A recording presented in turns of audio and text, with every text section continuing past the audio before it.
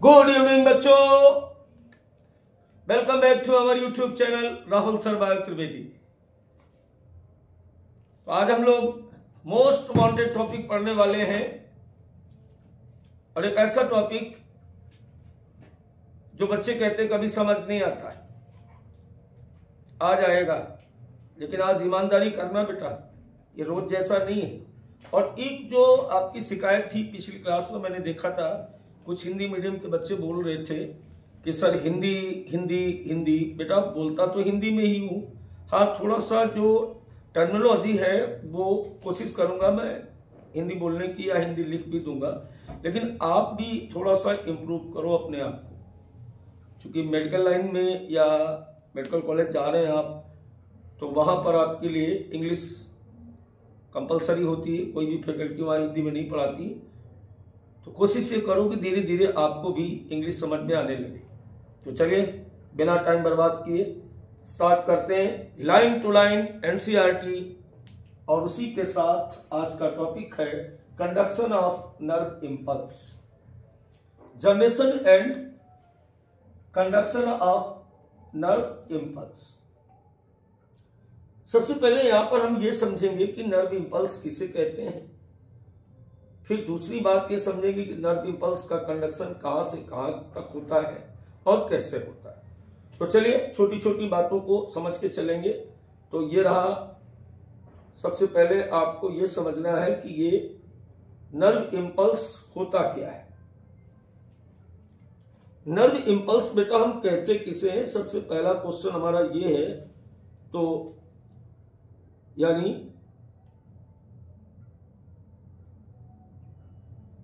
तंत्रिका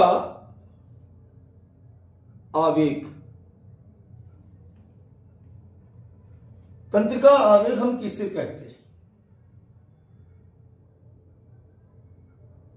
आवेग, स्टिमुली या इंपल्स।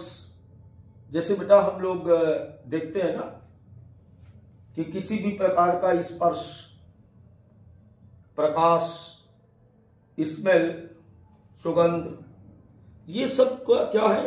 ये वातावरणीय संवेदनाएं होती हैं। इनको हम कहते हैं वातावरणीय संवेदनाएं, जैसे स्पर्श, प्रकाश और सुगंध।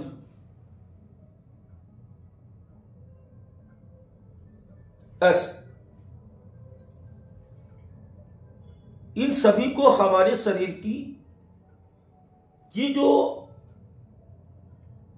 इसे हम कहते हैं नर्व इंपल्स।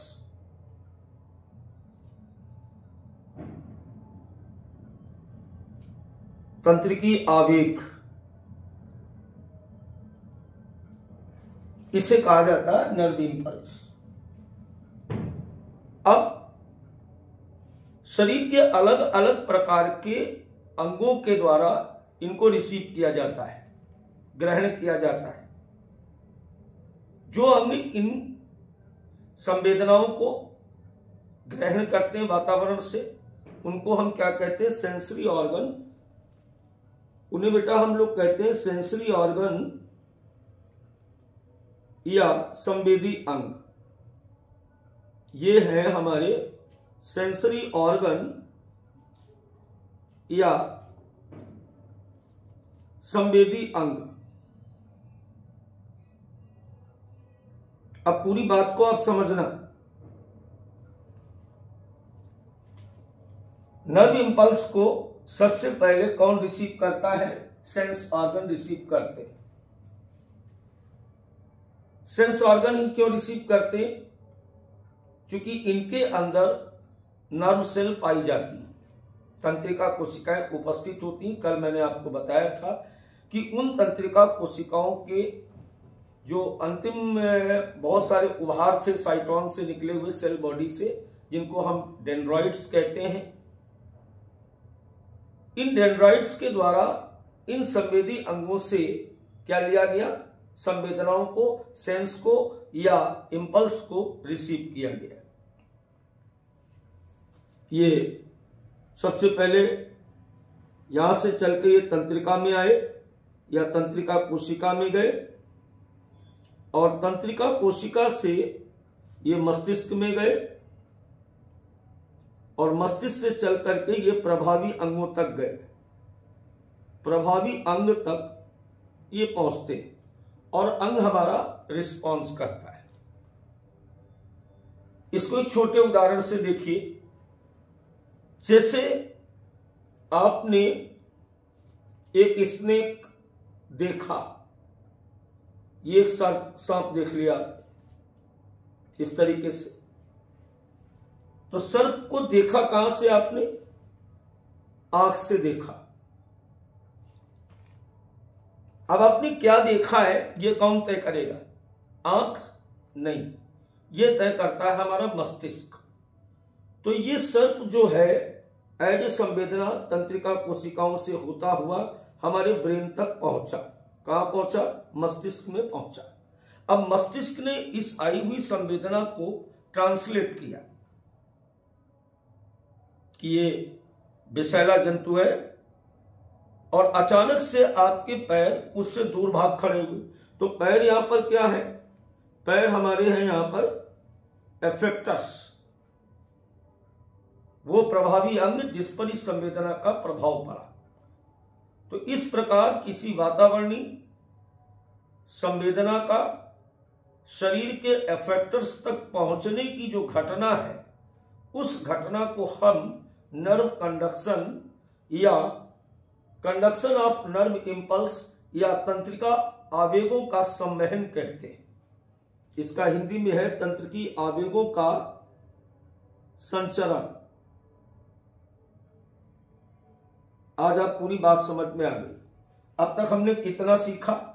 हमने ये सीखा कि नर्व इंपल्स किसे कहते, संवेदी अंग क्या होते हैं, और किस प्रकार से एक तंत्रिका कोशिका संवेदी अंगों से संवेदनाओं को उठा करके या इंपल्स को रिसीव करके एफेक्टर्स तक ले जाती है। Conduction of impulse from the receptor to effectors is called the nerve conduction. अब नर्व कंडक्शन किसके द्वारा हो रहा है?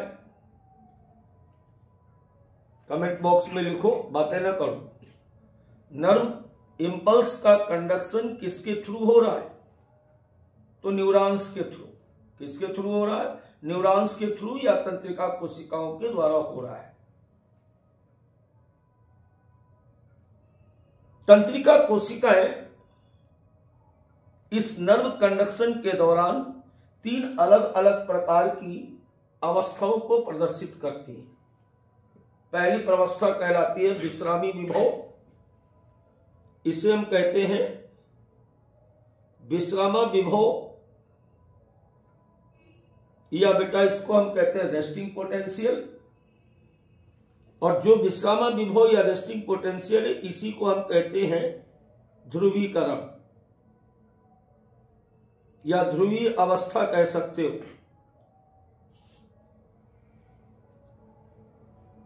दूसरा होता है एक्शन पोटेंशियल,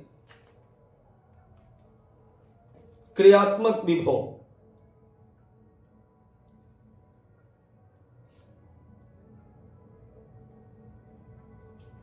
या डीपोलराइजेशन, विध्रुवीकरण।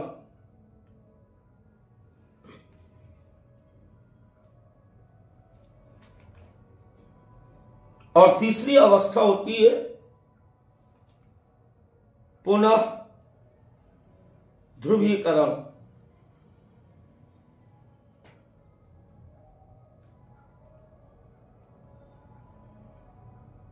एक बार पूरी बात को समझो।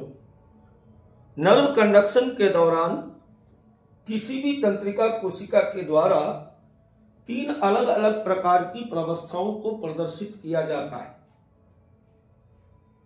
पहली प्रवस्था होती है रेस्टिंग पोटेंशियल या पोलराइजेशन, विश्रामा विभव या ध्रुवीय अवस्था। दूसरी होती है क्रियात्मक विभव या विध्रुवीय अवस्था।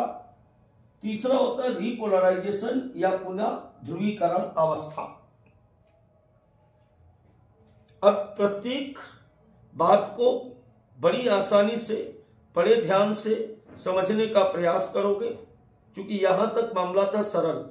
अब यहां से जो चीज पढ़ाई जाएगी वो अगर आप दिमाग नहीं लगाओगे तो बिल्कुल आपको पल्ले नहीं पड़ने वाला है, यह हम पहले बता दें आपको। अब जैसे ये आपके सामने एक न्यूरॉन्स है, ये कोई भी एक तंत्रिका कोशिका बनी हुई है और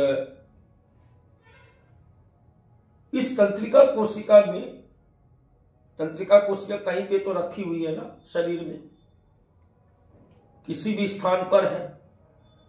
तो इसमें दो प्रकार के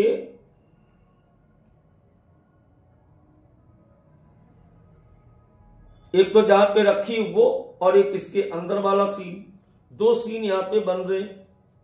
देखो एक जहां पे ये रखी हुई है यहां भी एक द्रव भरा हुआ है और दूसरा द्रव कहां है, वो इसके अंदर, ये देखो ये भरा हुआ है। ऐसे मैंने आपको एक बात बताई थी, क्या बताई थी एक बात, एक सेकंड रुक जाइए, मैं सब ये इसको हटा देता हूं, फिर आपको पूरी तरह से समझ में आएगी।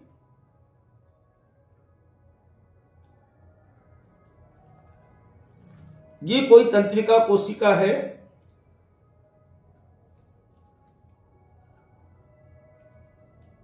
ये कोई न्यूरॉन्स है, राइट। न्यूरॉन का ये जो आपको दिख रहा है इसे हम कहते हैं एक्सॉन। एक्सॉन के अंदर जो फ्लूइड भरा हुआ है, इस भरे हुए फ्लूइड को हमने कल आपको बताया था कि इसे हम कहते हैं एक्सोप्लाज्म। इस फ्लूइड को हम कहते हैं एक्सोप्लाज्म,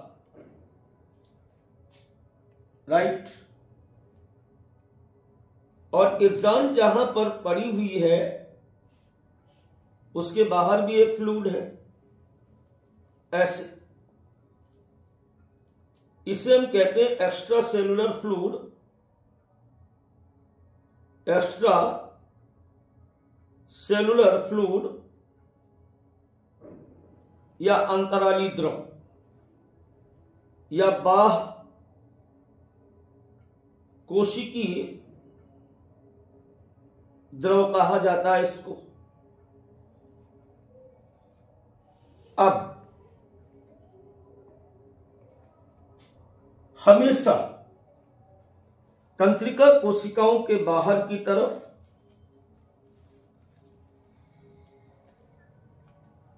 पॉजिटिव चार्ज,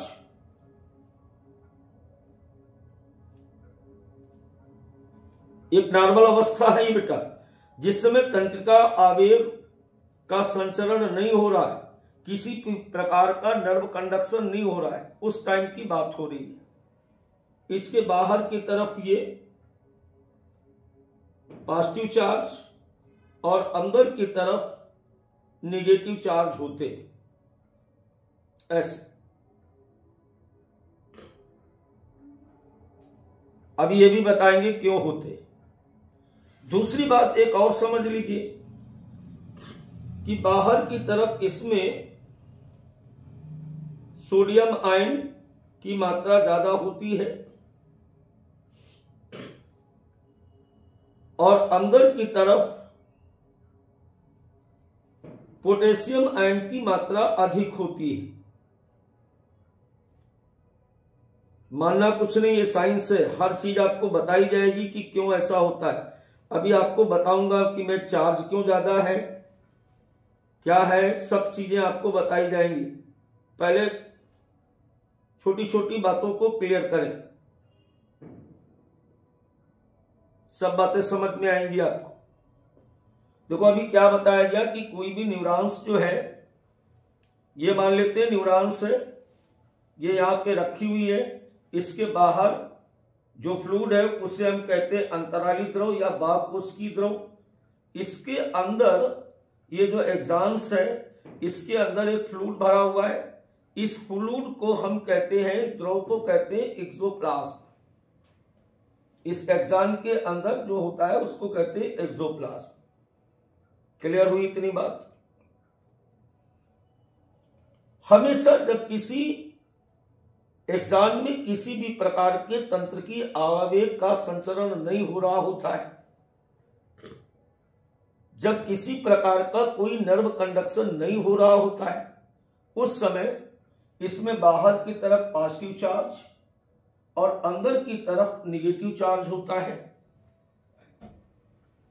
दूसरी बात, एक्स्ट्रा सेलुलर फ्लूइड में हमेशा सोडियम आयन की संख्या ज्यादा होती है और अंदर की तरफ हमेशा पोटेशियम आयन की संख्या ज्यादा होती है, जिसके कारण यहां पर एक विभव उत्पन्न हो गया। दोनों तरफ अपोजिट चार्ज है। बाहर की तरफ मैंने क्या कहा कि पॉजिटिव चार्ज है और अंदर की तरफ मैंने क्या कहा नेगेटिव चार्ज है। तो इसकी वजह से यहां पर पोटेंशियल या एक विभव उत्पन्न हो गया। क्योंकि इस समय किसी भी प्रकार का संचरण या कंडक्शन ऑफ नर्व इंपल्स नहीं हो रहा है, इसलिए इसको हम कहते हैं रेस्टिंग पोटेंशियल। और एक्सान की इस अवस्था को हम कहते हैं ध्रुवीय अवस्था या पोलराइज स्टेज। पूरी बात को दोबारा सुनो। मैंने कहा था कि कोई भी न्यूरॉन्स नर्व कंडक्शन के मामले में 3 अलग अलग प्रावस्थाओं को प्रदर्शित करती है। पहली प्रावस्था थी पोलराइज स्टेज या रेस्टिंग पोटेंशियल, दूसरा था एक्शन पोटेंशियल या क्रिया विभव, और तीसरा था रीपोलराइजेशन। अब पहली बात चल रही है कि पोलराइजेशन या पोलराइज्ड नर्व क्या होती, रेस्टिंग पोटेंशियल क्या होता है। उसमें आपको बताया गया कि नर्व सेल्स के बाहर जो फ्लूइड पाया जाता है उसे एक्स्ट्रा सेलुलर फ्लूइड कहते हैं। इसमें सोडियम आयन की मात्रा अधिक होती है, एक बात। दूसरी बात, बाहर की तरफ पॉजिटिव चार्ज होता है, अंदर की तरफ नेगेटिव चार्ज होता है, और अंदर की तरफ ही क्या होता है सोडियम आयनों की पोटेशियम आयन की मात्रा अधिक होती है। इतनी बात आप समझ गए। अब इसका चार्ज आज कैसे डिसाइड हो रहा है ये सब मैं बताऊंगा, बस बने रहिए और आराम से सुनते रहिए।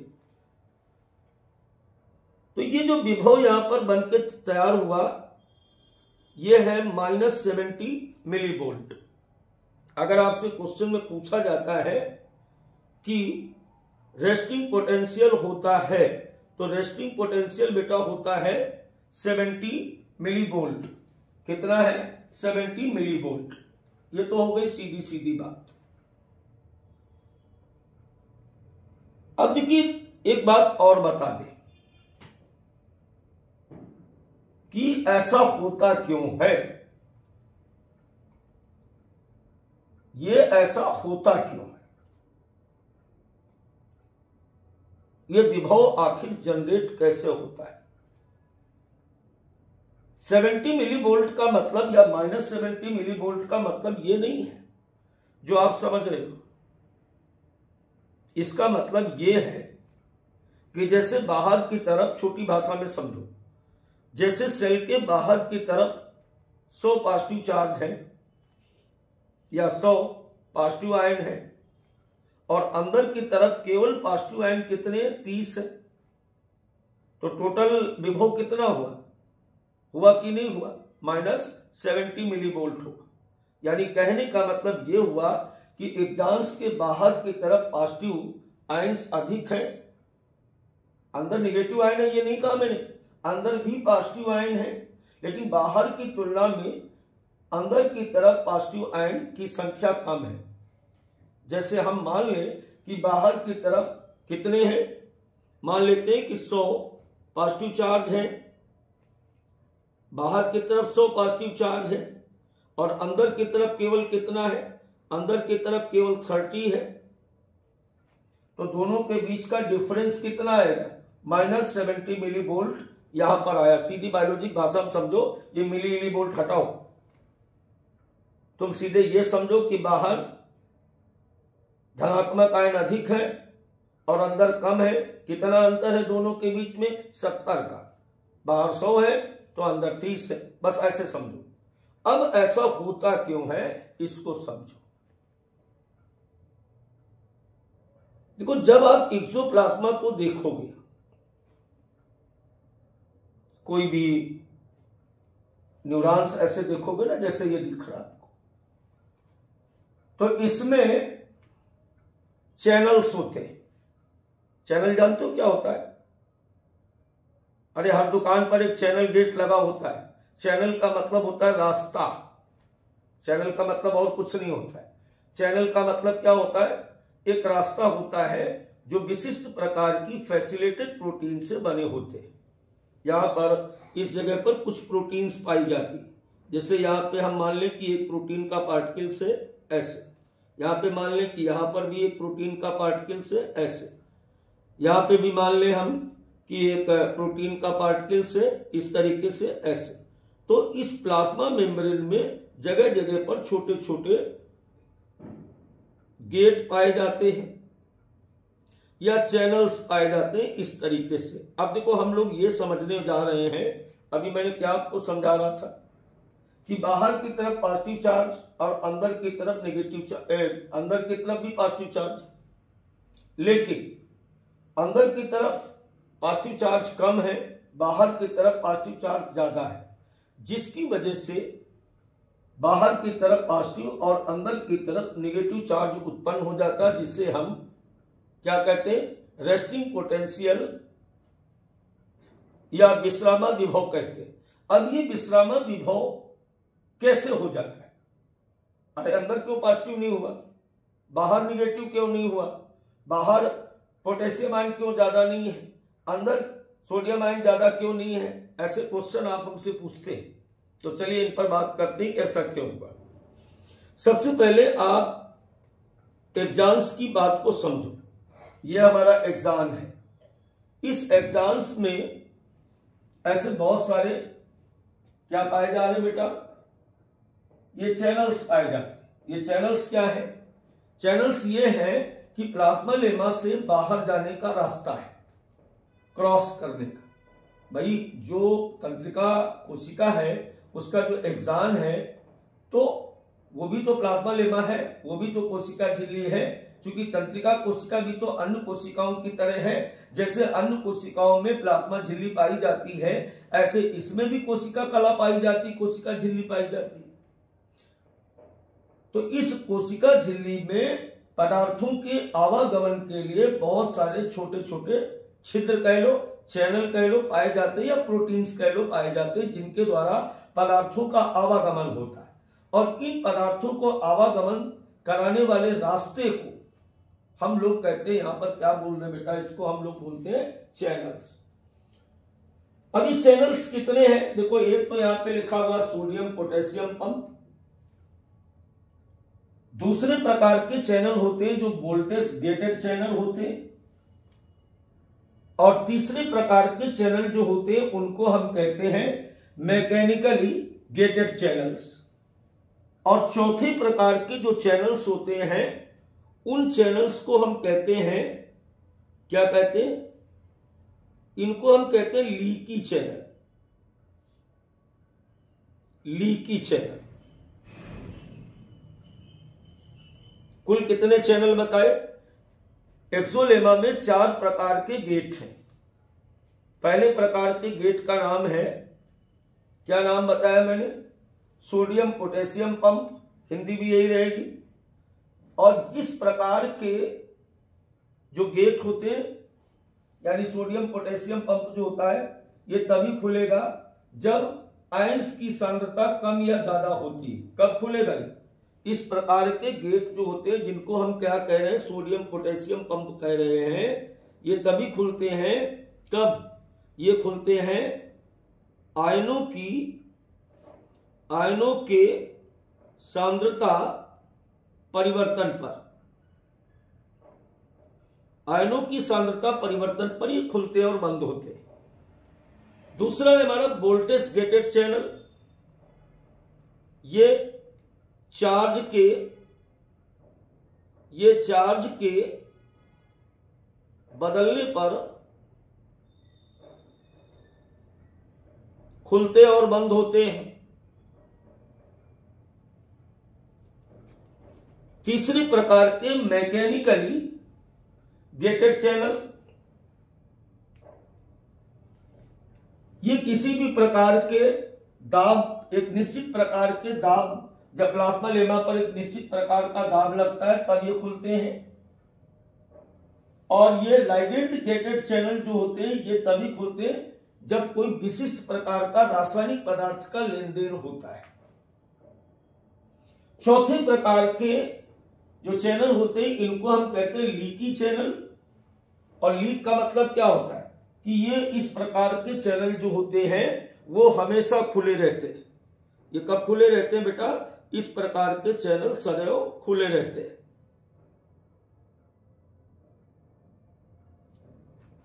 अब तक कितनी बातें हो गई? मोटी मोटी बात को एक बार यहां से फिर समझ लो। नर्व का कंडक्शन सेंसरी ऑर्गन से एफेक्टर्स तक जाता है।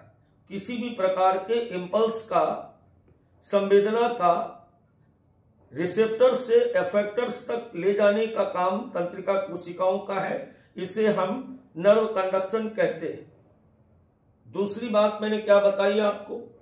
दूसरी बात मैंने आपको बताई कि कोई भी तंत्रिका कोशिका नर्व इंपल्स के कंडक्शन के समय या तंत्रिका आवेग के संचरण के समय 3 अलग अलग प्रकार की प्रवस्थाओं को प्रदर्शित करती है, जिन्हें क्रमशः हम रेस्टिंग पोटेंशियल, एक्शन पोटेंशियल और रिपोलराइजेशन प्रवस्था कहते हैं।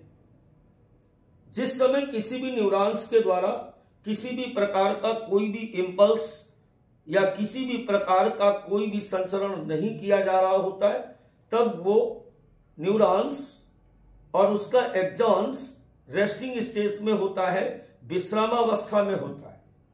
और विश्रामावस्था के समय बाहर वाले फ्लूइड में पोटेशियम आयनों की संख्या अधिक होती है। बाहर की तरफ एक्सोलेमा के पॉजिटिव चार्ज होता है, अंदर की तरफ नेगेटिव चार्ज होता है। और अंदर की तरफ पोटेशियम आयनों की संख्या अधिक होती है। दोनों तरफ अलग अलग चार्ज होने के कारण एक प्रकार का यहां पर विभव या पोटेंशियल जनरेट होता है, जिसे हम रेस्टिंग पोटेंशियल कहते हैं। और ये रेस्टिंग पोटेंशियल जो बेटा होता है ये होता है -70 millivolt. I think my point is clear now. अब इस रेस्टिंग पोटेंशियल को बनाए रखने के लिए अगली बात की गई। इस रेस्टिंग पोटेंशियल को बनाए रखने के लिए एक्सॉन में कई सारे सूक्ष्म रास्ते होते हैं, जिनको हम चैनल्स कहते हैं। और ये जो चैनल्स होते हैं ये होते हैं sodium potassium pump, leaky channel, voltage gated channel, mechanical channel, और साथ ही साथ आपको बताया गया यहां पर लाइगेटेड चैनल्स यहां पर बात की गई। अब देखो बेटा एक बात यहां पर बहुत अच्छे से समझ लो। Ion channels are form by the protein present in the membrane of neurons. They are selective permeable in nature. कहने का मतलब हमारे ये था कि किसी भी एक्सॉन्स में पाए जाने वाले जो आयन चैनल हैं ये प्रोटीन के बने होते हैं।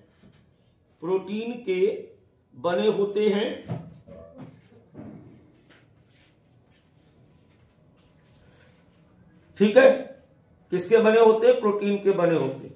कहां पाए जाते हैं? तो तंत्रिका कोशिका के एक्सॉन्स में पाए जाते हैं, एक्सॉन में पाए जाते हैं।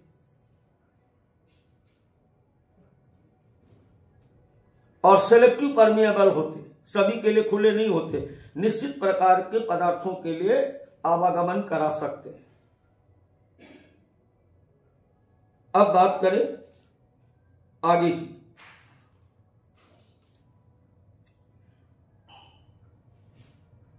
अब बात क्वेश्चन के जवाब दिए जाएंगे।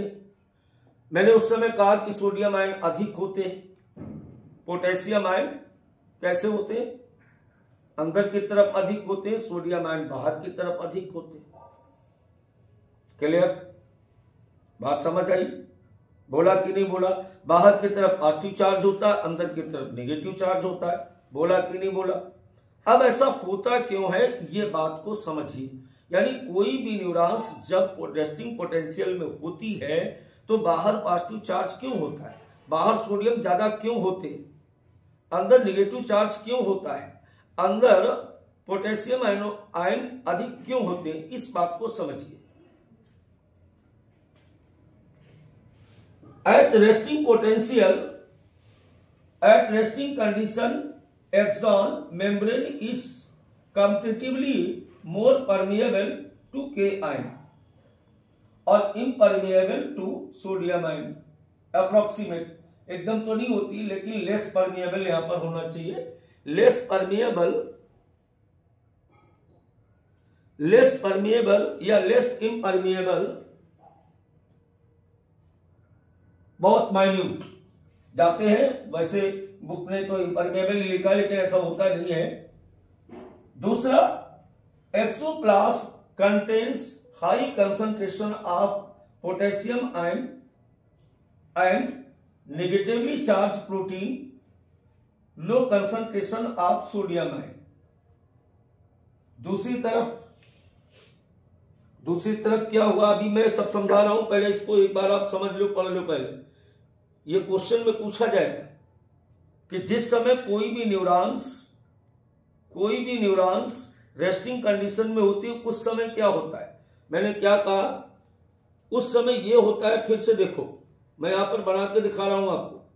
जैसे ये कोई न्यूरॉन्स है, at resting condition axonal membrane comparatively more permeable to sodium ion, बाहर की तरफ सोडियम आयन को भेजने के लिए ये अधिक तत्पर है। उसके विपरीत पोटेशियम आयन जो होते हैं वो अंदर की तरफ, ये पोटेशियम है और ये सोडियम है।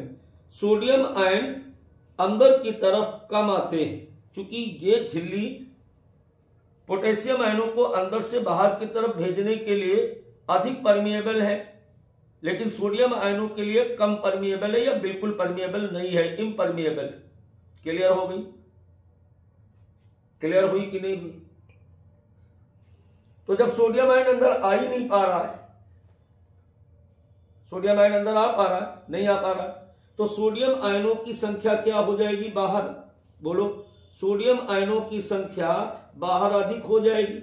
और जब मैं कह रहा हूं कि पोटेशियम आयन लगातार बाहर जा रहे हैं, तो अंदर पोटेशियम आयन की संख्या क्या हो जाएगी? पोटेशियम आयन की संख्या क्या हो जाएगी? कम हो जाएगी। अब समझ में आई बात कि बाहर पोटेशियम आयन कम क्यों थे, और सोडियम आयन बाहर क्यों ज्यादा थे। बात समझ में आई? क्योंकि ये वाली जो झिल्ली है ना एक्सोलेमा की, इसके लीकी चैनल हमेशा खुले होते, और उन लीकी चैनल्स के द्वारा ये के आयन हमेशा बाहर जाते और सोडियम आयन अंदर आ नहीं पा रहे। तो जो आ नहीं पा रहा, इसलिए इसकी संख्या यहां बढ़ गई, जो अंदर से बाहर भाग रहा तो अंदर इसकी संख्या कम हो गई। इतनी बात समझ में आई कि नहीं आई?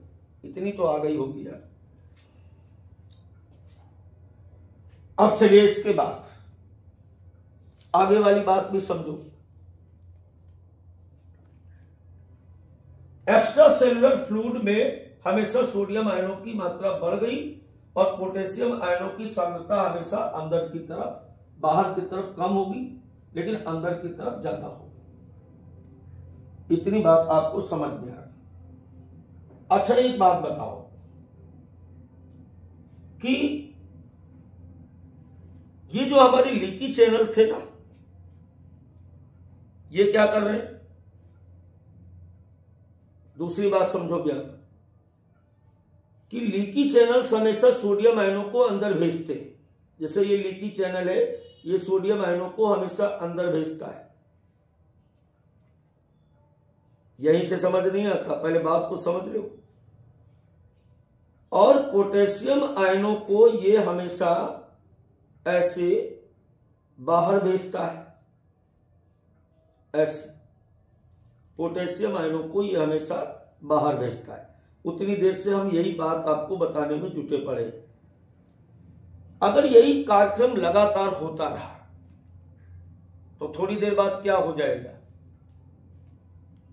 अरे भाई, जिधर कम है उधर हम सामान भेज रहे हैं। बाहर सोडियम ज्यादा है तो वो अंदर आ रहा है, बाहर सोडियम ज्यादा था तो लीकी चैनल से अंदर आ रहा है, और बाहर पोटेशियम कम थे तो अंदर से बाहर पोटेशियम जा रहा है। अगर लगातार ये स्थिति चलती रही तो दोनों तरफ आयनों की सांद्रता क्या हो जाएगी? बराबर हो जाएगी। दोनों तरफ आयनों की सांद्रता क्या हो जाएगी? बराबर हो जाएगी। और जैसे ही बराबर हो जाएगी तो इक्विलिब्रियल स्टेज आ जाएगी। और सजीव तंत्र में अगर साम्यावस्था हो गई, उसी को तो मृत्यु कहते हैं। इसलिए कभी भी साम्यावस्था में नहीं आना है। और अभी तो यही लग रहा है कि साम्यावस्था में आ जाएगी। अभी तो यही लग रहा है ना, क्योंकि लगातार सोडियम आयन अंदर आ रहे हैं, किससे? लीकी चैनल से, और पोटेशियम को बाहर भेजा जा रहा है। ये तो उल्टा पुल्टा हो रहा है।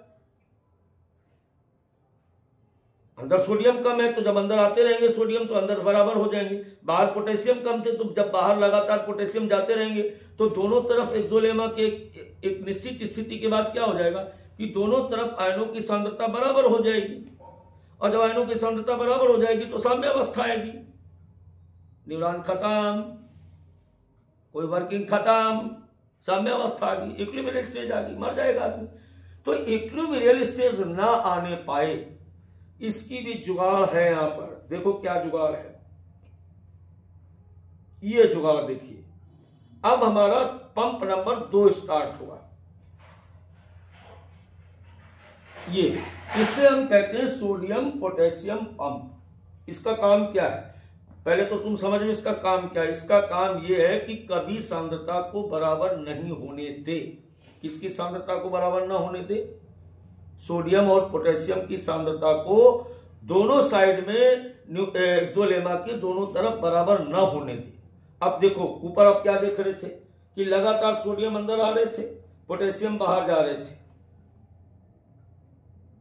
तो ये अगर चलता रहा तो इक्विलिब्रियल आ जाएगी। इस इक्विलिब्रियल स्टेज को रोकने के लिए जो सोडियम पोटेशियम पंप था वो चलता रहता है।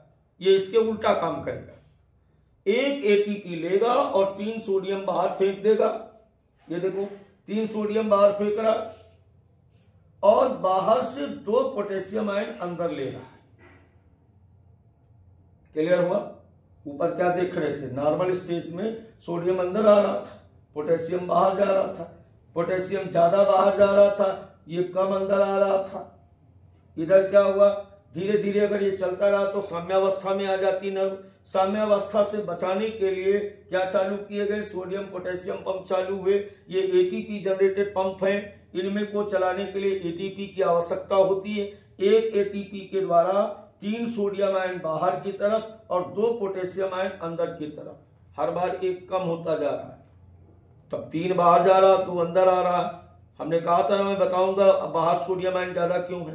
तो लगातार 3 ऊपर जा रहे हैं तो हर बार एक कम हो रहा कि नहीं हो रहा। धीरे धीरे धीरे धीरे क्या हुआ कि बाहर की तरफ सोडियम आयनों की संख्या ज्यादा हो जाएगी और अंदर की तरफ पोटेशियम आयनों की संख्या कम हो जाएगी, जिसकी वजह से बाहर की तरफ पॉजिटिव चार्ज और अंदर की तरफ नेगेटिव चार्ज जनरेट हो जाता है।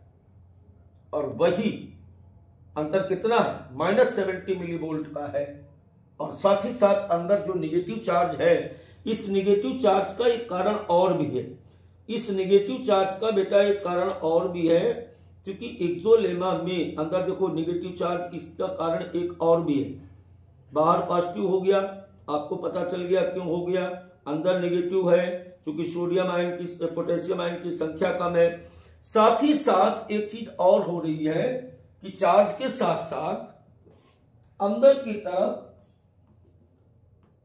High concentration of sodium ion बाहर की तरफ आपको दिख गए, क्योंकि यहां पर पंप फेंक रहा है, इसकी वजह से लो concentration of sodium ion, sorry ऊपर की तरफ सोडियम, नीचे पोटेशियम। पोटेशियम कम क्यों? चूंकि हर बार पंप एक कम फेंक रहा है, बाहर की तरफ अब ये चार्ज डिफरेंस आ गया, आयन डिफरेंस आया, अंदर पॉजिटिव चार्ज कम है, बाहर ज्यादा है, जिसकी वजह से ऊपर की तरफ पॉजिटिव चार्ज और अंदर की तरफ नेगेटिव चार्ज बन गया। इसी को हम कहते हैं रेस्टिंग पोटेंशियल। और अंतर कितना है, 70 मिली वोल्ट का। इसका मतलब क्या है, जैसे हम मान लें कि बाहर की तरफ 100 और अंदर की तरफ 30 केवल पॉजिटिव चार्ज है, तो माइनस में आएगा कि नहीं आएगा, बोलो। अंतर कितना है, -70 मिली वोल्ट का अंतर यहां पर आएगा।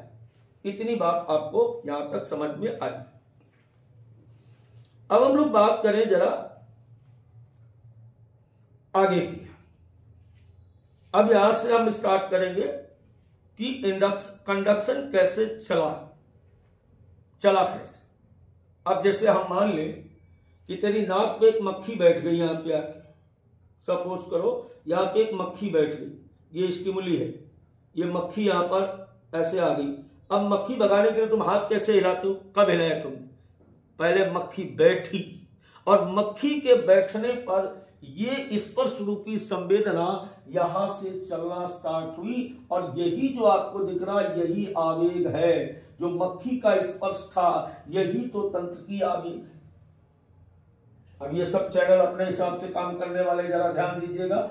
ये एटीपी चैनल है, वही सोडियम पोटेशियम वाला, ये लीकी चैनल है, ये वोल्टेज गेटेड चैनल है, ये सब आपको पहले मैं बता चुका हूं। स्टिमुली यानी मक्खी आपकी नाक पर बैठी, नाक से तंत्रिका कोशिकाओं से ये स्पर्श रूपी संवेदना यानी स्टिमुली इस एग्जाम में आई। अब आने के बाद क्या हो रहा है जरा ध्यान दीजिए, ध्यान दीजिएगा। अब यहीं से सारा खेल समझने वाला है। सबसे पहले जैसे कोई संवेदना इस तंत्रिका कोशिका में आती है तो क्या हो रहा है, सोडियम पोटेशियम पंप बंद।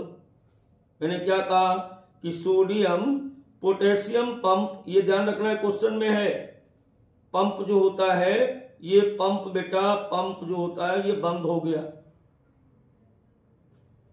यानी बाहर सोडियम आना बंद हो गए, बाहर जाना, और अंदर के आयन आना बंद हो गए। दूसरा क्या हुआ कि अंदर की तरफ, अंदर क्या हो जाएगा, अंदर क्या हो जाएगा, जब अंदर से बाहर सोडियम नहीं जा रहे तो अंदर सोडियम आयन कैसे हो गए, अधिक। जब जाने बंद हो गया, पंप बंद हो गया, तो सोडियम आयन अंदर कैसे हो जाएंगे, अधिक हो जाएंगे। तीसरा, due to sodium ion increase gated channel opens. ऐसा होने की वजह से जो वोल्टेज गेटेड चैनल थे वो खुल गए। कौन खुल गया, वोल्टेज गेटेड चैनल खुल जाते हैं, खुल जाते हैं। क्लियर हुआ। पोटेशियम गेटेड चैनल बंद, के आयन गेटेड चैनल बंद हो गए। और जैसे ही ऐसा होगा, दोबारा से सुनो क्या हो रहा है। नॉर्मल कंडीशन आप समझ चुके हैं। ये पंप मान लीजिए ये चल रहा था, ये सोडियम पोटेशियम पंप था, ये बंद कर दिया। जब बंद कर दिया तो बाहर क्या हुआ, सोडियम आयन जाना बंद हो गए, इनका काम खत्म। अंदर पोटेशियम जो था अंदर आना बंद, यानी ये भी बंद, ये भी बंद। ऐसा होने की वजह से सोडियम आयनों की संख्या अंदर बढ़ने लगी। कोई दिक्कत। जैसे ही सोडियम आयनों की संख्या बढ़ने लगी वैसे पोटेशियम गेटेड चैनल जो थे ये भी बंद हो गए। ये पोटेशियम गेटेड चैनल थे, ये बंद हो गए। सोडियम आयनों की मात्रा अंदर की तरफ क्या हुई, बढ़ गई। क्लियर हुआ। सोडियम गेटेड चैनल खुल गए और जैसे ही सोडियम गेटेड चैनल खुले तो बहुत सारे सोडियम जो बाहर ज्यादा थे वो अंदर की तरफ भड़बड़ा के घुस गए।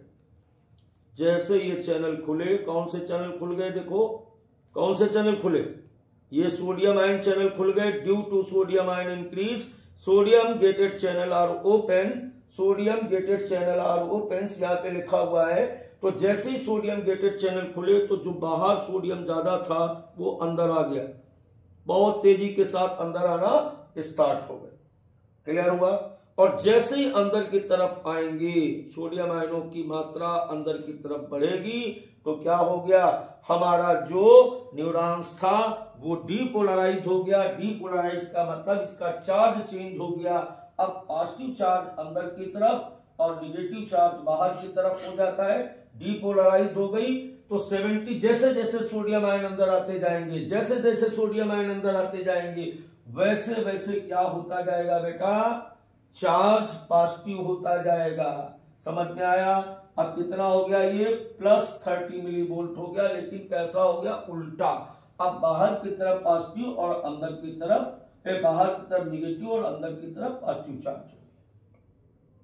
इसे हम कहते हैं एक्शन पोटेंशियल। फिर से पूरी बात को सुनो।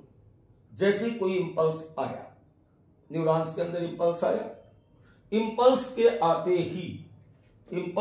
आते ही हुआ क्या था, after arrival of stimuli, first condition sodium and potassium pump close, second sodium ion inside increase, due to sodium ion increase sodium gated channels are open and potassium gated channel are close. Clear हुआ? अब क्या होगा, जैसे ही ऐसा हुआ वैसे ही जो polarise था यानी ऊपर प्लस था वो नीचे हो गया, नीचे वाला ऊपर हो गया, कंडीशन चेंज हो गई। क्लियर हुआ? तो एक्शन पोटेंशियल अगर पूछा जाए तो कितना होता है बेटा, रेस्टिंग पोटेंशियल -70 और एक्शन पोटेंशियल कितना होता है, +30 मिलीवोल्ट। अब देखिए रीपोलराइज्ड कंडीशन में क्या हो रहा है, मान लीजिए, देखिए अब इसको यहां पे समझो।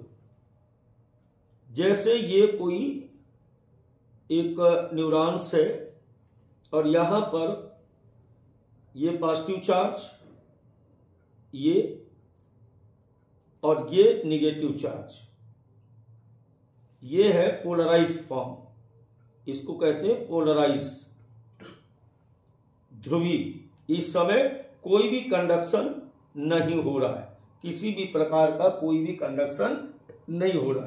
अब कोई स्टिमुली आती है तो क्या होगा, आपको बताया भी हमने, गेटेड चैनल बंद हो जाएंगे, सोडियम चैनल पोटेशियम चैनल की स्थिति बदल जाएगी। इसके बदलते ही दोनों के बीच का चार्ज इस प्रकार चेंज हो जाएगा। अब इसे कहते हैं हम एक्शन पोटेंशियल। इसे क्या कहते हैं, एक्शन पोटेंशियल। क्लियर हुआ? तीसरी कंडीशन, जब ये स्थिति वापस लौटे, किसमें लौटे, वापस पॉजिटिव चार्ज बाहर हो जाएगा। तो जैसे ही कोई चीज पास आउट हो गई, इंपल्स आगे चला गया, तो वापस से मामला वही हो जाएगा जो पहले जहां से हम चले थे, जहां से यहां से चले थे। तो इसे हम कहते हैं रीपोलराइजेशन, इसे हम कहते हैं रीपोलराइजेशन। अब सबसे बड़ी बात बाबू ये समझने वाली यहां पर है कि रीपोलराइजेशन में आई कैसे। जैसे कोई इंपल्स आगे बढ़ गया, इंपल्स के आगे बढ़ते ही क्या हुआ, सोडियम गेटेड चैनल क्लोज, जो पहले खुल गए थे एक्शन पोटेशियम में, बंद हो गए। इनके बंद होते ही पोटेशियम गेटेड चैनल ओपन, खुल गए।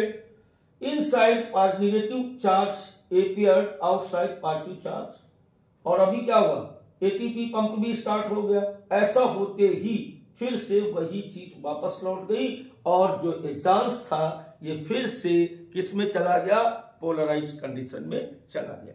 तो बेटा हमारी तरफ से पूरी दम लगाई गई है और एक एक बात को मैंने क्लियर कराने की कोशिश की कि generation and conduction of nerve impulse के बारे में पूरी बात की गई थी। बाबू अगर एक बार में समझ ना आए तो इस क्लास को आप एक बार और देखना, क्योंकि ये थोड़ा सा अलग टाइप का था, बायोलॉजी से है कुछ नहीं, बहुत आसान था। कौन सा चैनल कब खुलेगा, कहाँ पॉजिटिव चार्ज होगा, क्यों होगा, कब सोडियम आयन था, कहाँ पोटेशियम आयन था, क्यों ऐसा हो गया, है ना। थोड़ी सी बात अगर एक दो बार इसको देखोगे आप, और मैं तो ये कहूंगा क्लास के साथ साथ एक बार आप अगर इसके नोट्स बना लेते हो तो 100% मेरा दावा है कि आज के बाद कभी नर्व कंडक्शन का कोई सवाल नहीं फंसेगा। तो फिर मिलते हैं एक नई शाम के साथ, एक नई क्लास के साथ। तब तक के लिए बाय बाय, आपके राहुल सर।